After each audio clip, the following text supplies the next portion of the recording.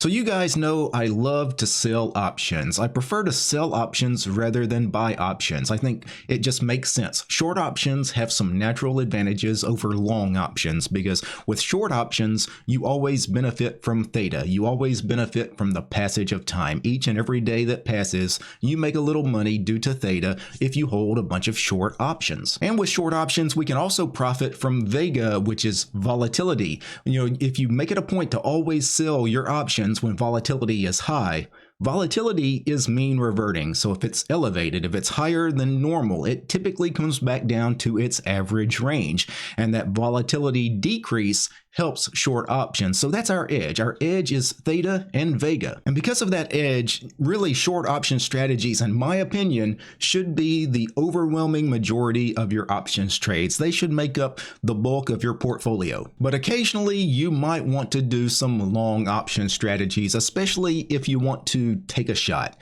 If you have that gambler kind of mindset, occasionally you have a very strong assumption on a stock. You have some kind of intuition. You think, hey, this stock is really going to go up in a big way or come crashing down in a big way here in the next week, 2 weeks, month, whatever it happens to be.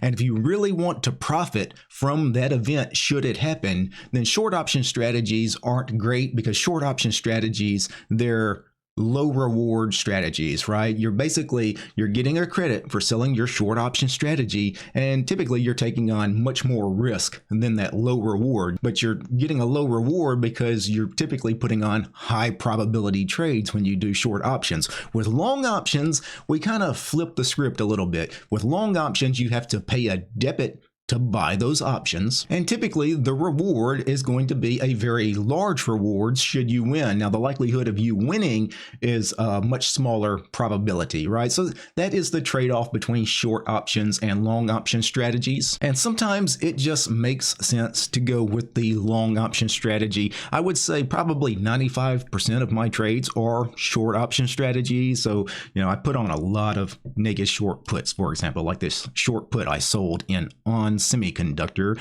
I sell a lot of strangles. Here's a bunch of strangles I have in various sector ETFs. I have an iron condor, which is a short option strategy. I have a covered call, which is a short option strategy here in NVIDIA, right? I got a lot of different short option strategies on, but occasionally I will do something like buy a put or buy a call or buy a put spread or buy a call spread. For example, since I'm already on the NVIDIA symbol here, let me go to the chains here for NVIDIA. NVIDIA is going to report earnings in just a few days, and if I had a really strong assumption that NVIDIA was going to go down, well, I could go and buy an out of the money long put. I could spend, a really small amount of money. Now, these kinds of lottery ticket kind of plays, because that's what these are, these kind of high reward, low probability trades, they're a lottery ticket play. If you win big, but most of the time you're going to lose. So don't spend a lot of money on these kinds of plays.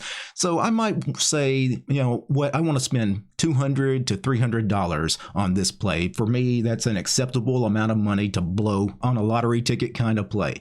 So I'm going to go out here and I'm going to buy 3 puts for around $100. I'll spend $300 on this. So I'll buy this put and I will do 3 contracts, right? Now, the probability of profit is only 16%. So I'm only going to win on this trade about 16% of the time. So 84% of the time, probably going to lose most, if not all of this $300, which again, I'm going to go into it with the idea that I am going to lose on it, right? So this is, again, that's a lottery ticket kind of play. You just assume you're going to lose. And if you happen to win, hey, you know what? It's a surprise and you win quite a bit of money. So in this case, NVIDIA is trading right now around 130 bucks, but you can see after it reports earnings, let's imagine it drops 30%, which is not a crazy thing for a stock to do on a bad earnings event. So if it drops 30%, let's imagine it drops all the way to, I don't know, $100, maybe $95, and that's around 30%, somewhere in this area.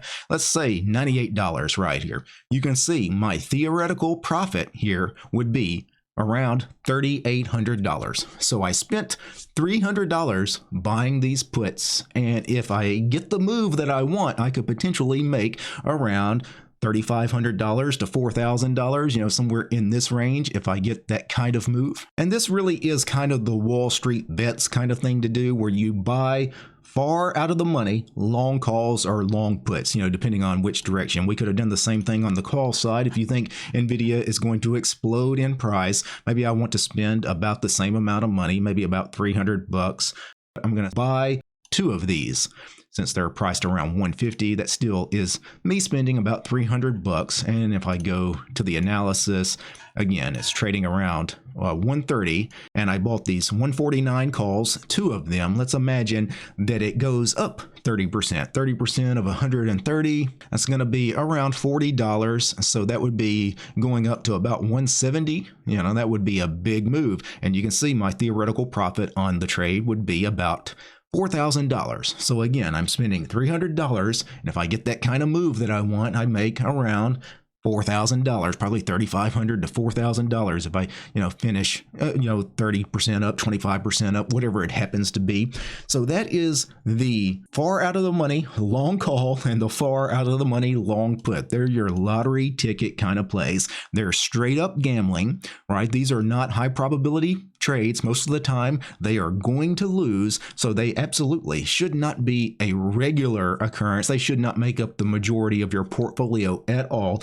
I would say, I've probably made, I think last I checked, I've made about 16 to 1800 trades this year, options trades, and I would say I've probably made maybe 24, long put, long call type of trades, right? So these are not things I do very often. Typically, the only time I do them are for earnings, or if I have a really strong assumption on some upcoming binary event, whatever it happens to be, an economic report, then I might buy an out of the money long call or out of the money long put, again, as a lottery ticket kind of play. And you don't necessarily have to do it strictly as a long call or a long put. You could also do it as a long call spread or a long put spread. So if we go back to the puts here, if instead of just buying some puts here, I could buy some put spreads. So I could do a put debit spread. So if I make this $5 wide here, you can see my max loss is 41. So I'm paying $41 for this put spread, but my potential profit is $4.59.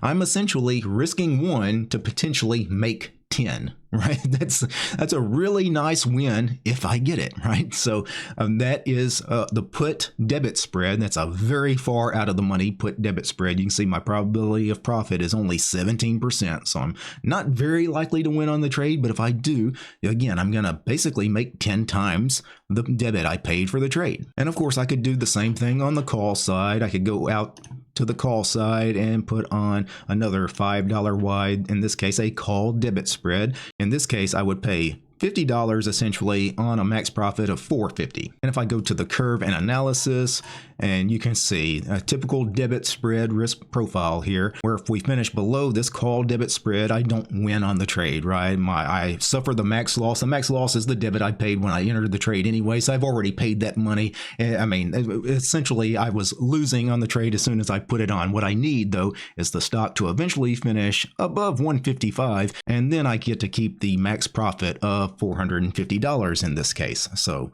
that is your lottery ticket, long call, long put, or long call spread, long put spread. And I needed to address some of these on camera because I have played some of these on camera. You guys have seen me win on some of these trades. Those of you that are in the DT Options Discord saw me play Target the other day, and Target, I ended up winning about $3,000 on a $300 bet because I moved my head out of the way and show you the options chain here. I bought these really trashy call debit spreads here. I paid 48 cents a piece for 7 of these. So I spent about $350 buying these out of the money, far out of the money actually, called debit spreads. And Target had earnings, and it was a really good earnings event. And I expected Target to go up. That's why I bought those far out of the money called debit spreads. I bought them right around here. Let me zoom in a little bit.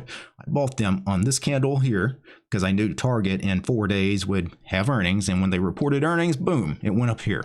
And as soon as market opened, which was the high point of this candle, was actually when I was able to get out of the trade, thankfully, because that was the best time to get out of the trade, because it did come crashing back down. I was able to get out of that trade for a $2,900 winner. So I bought those spreads for $350, but I made essentially $3,000. So that is your typical kind of Wall Street bets kind of play. But the difference with what I did and what the idiots on Wall Street bets do is I didn't put up a large amount of money, right? The people on Wall Street bets, the way they play these things is they put half of their account, or in some cases all of their account, at risk on a play like this. And again, I probably had a 10% chance or less of winning on this trade. So you never want to do that. You never want to put real money in these kinds of plays. Earlier this year, I made a video, I think it was NEE, Next Era Energy, where I ended up making like nearly $2,000 on a really cheap play where I think I put like $200 into something,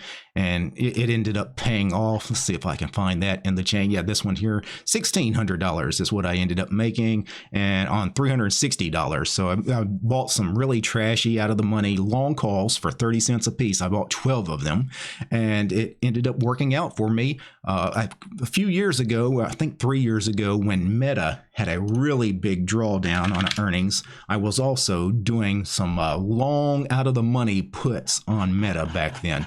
Let's see if I can find that on the chart when Meta really crashed down. Yeah, it was the end of 2022 where it went from $132 to $97, right? That's like a 30 to 40% drop. Yeah, that was a huge drop in Meta's share price. And I had some really far out of the money, trashy long puts here. And I only spent $200 on, I think, 2 or 3 of these puts. Just a couple $100 is all I put on it. But I thought, Meta had a chance of crashing down because there was a lot of negativity around the whole metaverse stuff going on.